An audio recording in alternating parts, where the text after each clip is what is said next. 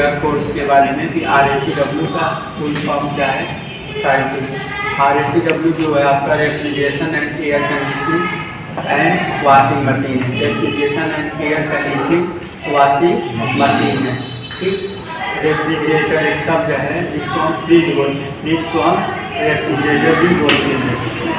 Refrigeration का जो आविष्कार हुआ है वह खाद्य पदार्थों को दूषित होने से बचाने के लिए हुआ है। नॉर्मली टेम्परेचर में क्या होता है कि जैसे जैसे गर्म टेम्परेचर रहेगा, हाई टेम्परेचर रहेगा, तो वहाँ पे बैक्टीरिया एक्टिव हो जाते हैं, ठीक है, और जो खाने पीने की सामान होती है तो खराब होना स्टार्ट हो जाती है। उसी सामान को खराब होने से बचाने के लिए एक लंबे समय तक हम उसको सेफली रख पाएँ, इसीलिए हम उसके तापमान को कम करते हैं, ठीक है। खाद्य पदार्थों के तापमान को हम कम करते हैं और जिस भी स्थान को हमें ठंडा करना होता है उस स्थान के तापमान को हम कम करते हैं, टेम्परेचर को हम कम करते हैं। और इसका प्रयोग ऐसा नहीं है कि अभी हाल ही में हो रहा है, इसका प्रयोग बहुत पहले से होता आया है, ठीक है। पहले क्या करते थे लोग कि ज़मीन को खोद कर गड्ढे बनाते थे, गड्ढे में पानी रखते थे, पूरा पानी भर, हाँ पूरा पानी भर देते थे। पानी भरने के बाद जो बर्तन वगैरह आते हैं लोहे के, उसमें सब्जियाँ वगैरह रख के ऊपर से बांध देते थे कपड़े से और उसमें रख देते थे। और पानी और जो आपके आयरन के बर्तन हैं वो कॉन्टेक्ट में रख गर्मी जो हीट होती थी पदार्थ की वह उसके संपर्क में आती थी, लोहे के, और लोहे से पानी के, इससे पदार्थ जो रहता था वो ठंडा रहता था और हीट ट्रांसफर होती थी। क्लियर? आ रहा है समझ में? नहीं आ रहा है? बहुत पहले से जब फ्रिज व्रिज नहीं बना था तो उससे पहले से ही हम पदार्थों को ठंडा करते आ रहे हैं, ठीक। लेकिन मेथड अलग था। वहाँ पे क्या करते थे हम, ज़मीन को खोद कर गड्ढे बनाकर पानी भर लेते थे और जो बर्तन हमारे लोहे की उसमें हम सब्जियों को रख देते थे।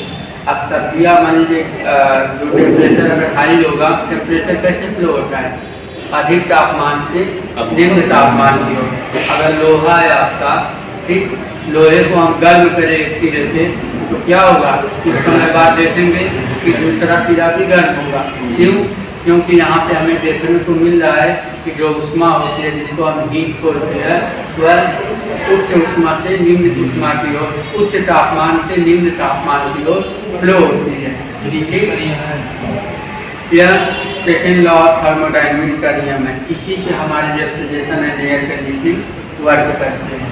क्लियर? अब ध्यान से सुनिए। खाद्य पदार्थों बर्तनों को पानी में हम रखते हैं, वही बड़े प्रक्रिया तो उन्हें या खोद कर गड्ढे बना के करते हैं, ठीक। आधुनिक युग में वस्तुओं को ठंडा रखने के लिए जिस विधि का हम यूज़ करते हैं, आज के टाइम में जिस मेथड का हम यूज़ करते हैं वस्तुओं को या स्थान को ठंडा करने के लिए, उसको हम किस नाम से जानते हैं? रेफ्रिजरेशन नाम से। AC नहीं, रेफ्रिजरेशन। रेफ्रिजरेशन एक ऐसी प्रक्रिया है जिसके माध्यम से हम खाद्य पदार्थों को लंबे समय तक सुरक्षित रख पाते हैं, ठीक है। कार्यशाला में मतलब वर्कशॉप में हाई क्वालिटी की मशीनें और उनके भागों को बनाने में टेम्परेचर का बहुत ज़्यादा इम्पोर्टेंस होता है। अगर आप देखेंगे फ्रिज AC का तो पूरा जो खेल है ना आपका टेम्परेचर पे ही डिपेंड है, क्योंकि टेम्परेचर कहीं हाई हो रहे होते हैं तो कहीं लो हो रहे होते हैं। तो जब हम आगे आपको सर्किट के बारे में बताएंगे तो वो चीज़ें आपको क्लियर हो जाएगा, ठीक। बस अभी के लिए बस इतना समझिए कि टेम्परेचर का इसमें पूरा गेम्स है रेफ्रिजरेशन और एयर कंडीशनिंग। मशीनों को उसी टेम्परेचर में बनाया जाता है जिस टेम्परेचर में उनका यूज़ किया जाना है, ठीक। इस टेम्परेचर को कंट्रोल करने के लिए एयर कंडीशनिंग सिस्टम का भी यूज़ किया जाता है और रेफ्रिजरेशन सिस्टम का भी यूज़ किया जाता है। आजकल रेफ्रिजरेशन एंड एयर कंडीशनिंग का उपयोग विभिन्न क्षेत्रों में है। अभी आपके सामने एक प्रश्न दिया था इन 10 प्रश्नों में से कि RACW का किस किस फील्ड में, किस किस क्षेत्र में उपयोग है, ठीक। जैसे बर्फ बनाने में, आइस कैंडी प्लांट में भी रेफ्रिजरेशन एंड एयर कंडीशनिंग का यूज़ किया जाता है। कारखानों में, हॉस्पिटल में भी एयर कंडीशनिंग का यूज़ किया जाता है। मेडिसिन को और जो ब्लड आते हैं उस ब्लड को सेफली लंबे समय तक रखने के लिए, ठीक है, हम एयर कंडीशनिंग और फ्रिज का यूज़ करते हैं। ठीक, होटल में भी आजकल भी आपके देखते होंगे कि आपके AC लगे रहते हैं। डिस्टिलरीज में, पेट्रोल रिफाइनरी में, ठीक, कोल्ड स्टोरेज में जहाँ पे बहुत सारे अधिक मात्रा में सब्जियों को स्टोर किया जाता है, उस कोल्ड स्टोरेज में भी पूरी प्लांट AC की होती है, रेफ्रिजरेशन की।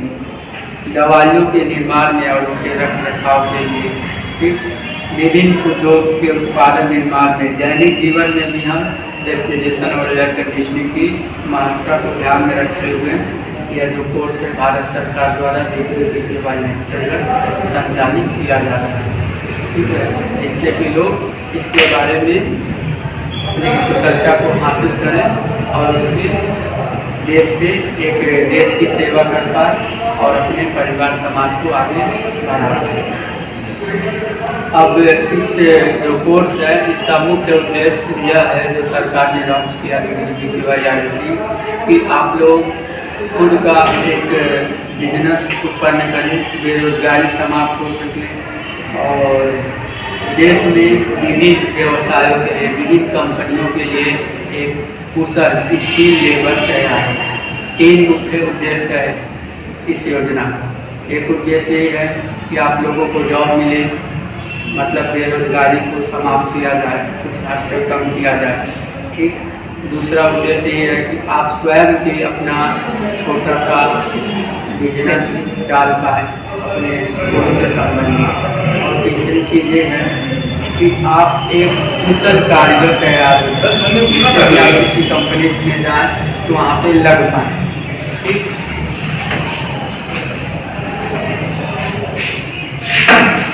तो पूरे भारत में लगभग जहाँ जहाँ ये संस्थान है, ठीक है, वहाँ पे कोर्सेस वगैरह चलाई जा रही है और ये आपके 3 महीने का कोर्स है। इसमें 180 घंटे की थ्योरी और 180 घंटे की प्रैक्टिकल प्रस्तावित है। ठीक, इसलिए आपको आपके कोर्स में फ्रिज, जो घरों में फ्रिज होते हैं उसके बारे में जानेंगे, उसकी सर्विसिंग और रिपेयरिंग मेंटेनेंस कैसे हम करते हैं। फिर AC में चले जाएंगे तो AC में आप 2 टाइप से जानेंगे, एक विंडोज AC के बारे में जानेंगे और दूसरा आपका स्प्लिट AC के बारे में जानेंगे। विंडो AC वो होती है, विंडो मतलब होता है खिड़की के जो आपके AC लगे होते हैं वो विंडो AC होते हैं, और स्प्लिट AC होती है जो दीवारों पे लगे होते हैं, उसको बोलते हैं स्प्लिट AC। उसमें 2 यूनिट होती है, एक अंदर की रूम के अंदर की ओर वाला हिस्सा और एक रूम के बाहर की ओर वाला हिस्सा। रूम के जो अंदर की हिस्सा होती है उसको बोलते हैं इंडोर यूनिट। ठीक, जो बाहर वाला हिस्सा होता है outdoor unit. Outdoor unit, out मतलब बाहर, डोर मतलब दरवाजा। दरवाजे के बाहर वाले हिस्से को हम बोलते हैं आउटडोर यूनिट और दरवाजे के अंदर वाले हिस्से को बोलते हैं हम इंडोर यूनिट। क्लियर?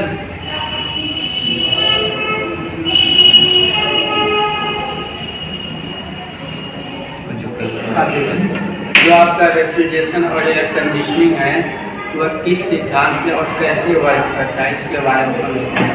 मान लीजिए ये आपका रूम है, इस रूम को हमें कूल करना है, ठंडा करना है, तो हम कैसे कर सकते हैं?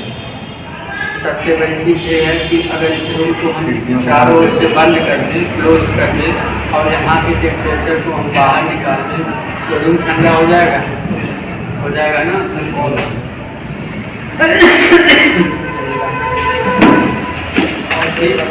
अगर हम यहाँ के रूम के टेम्परेचर को बाहर निकाल दें तो ऑब्वियस सी बात है कि हमारा रूम ठंडा हो जाएगा।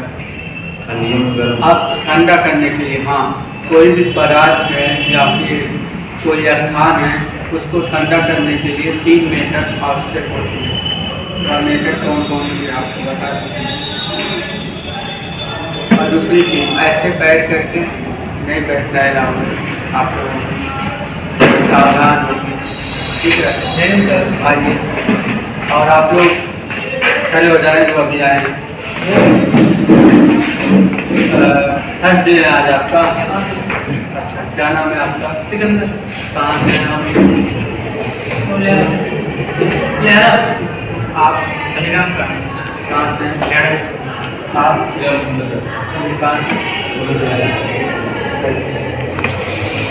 आप लोगों को टाइम पता है? टाइमिंग मालूम है आप लोगों को?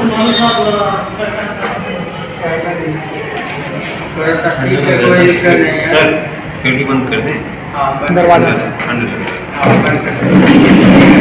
आप लोग ध्यान रखिएगा, बनाना है ना आप कर दें जी। टाइम आपका जो है 9 बजे से है।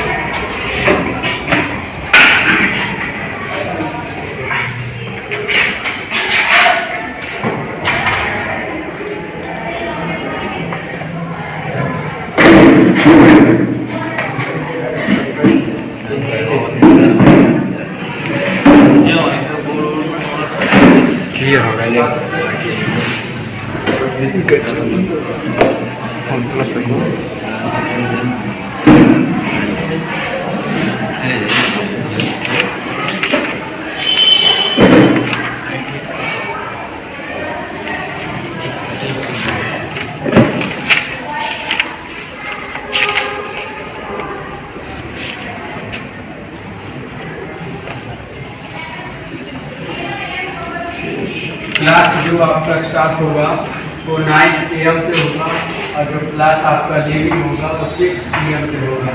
क्लियर? तो इनके बीच में आपको प्रेजेंट कराना है। और जो रेगुलेशन के बारे में है कि आप लोग मोबाइल को लेकर आएंगे, मोबाइल, लेकिन मोबाइल आप साइलेंट कर देंगे। ठीक, लंच आपका टाइमिंग है। ठीक,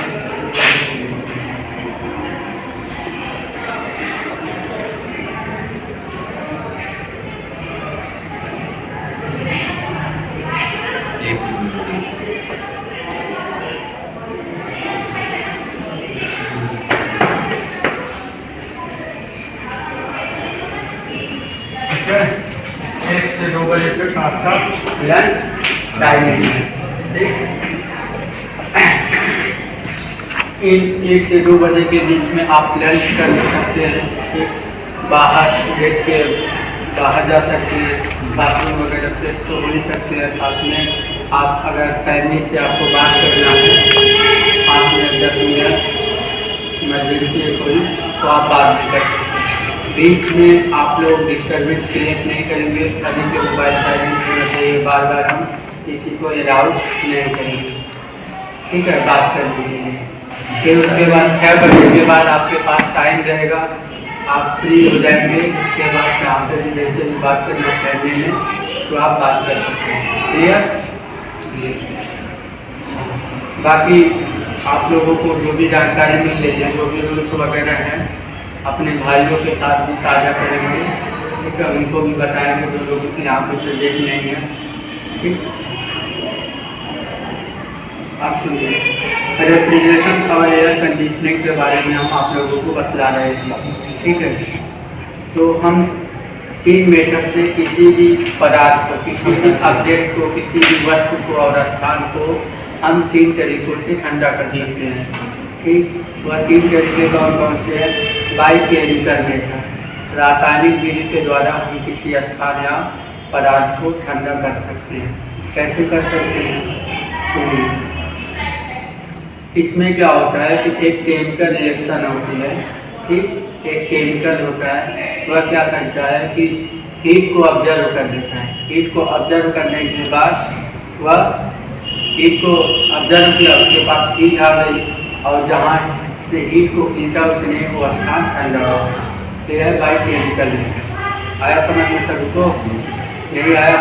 इसमें क्या होता है कि एक केमिकल होता है, वह केमिकल मटेरियल ही होती है, पदार्थ होता है। ठीक, उसमें ये प्रॉपर्टीज होती है, कोई हीट को ऑब्जर्व कर लेता है, उष्मा को अपने अंदर सोख लेगा, तो जब उष्मा को अपने अंदर सोखेगा तो क्या होगा कि जिस स्थान की उष्मा को सोखेगा उस स्थान के जो टेम्परेचर वो डाउन हो जाएगा, कम हो जाएगा, और जब कम हो जाएगा तो ठंडा ही हो गया।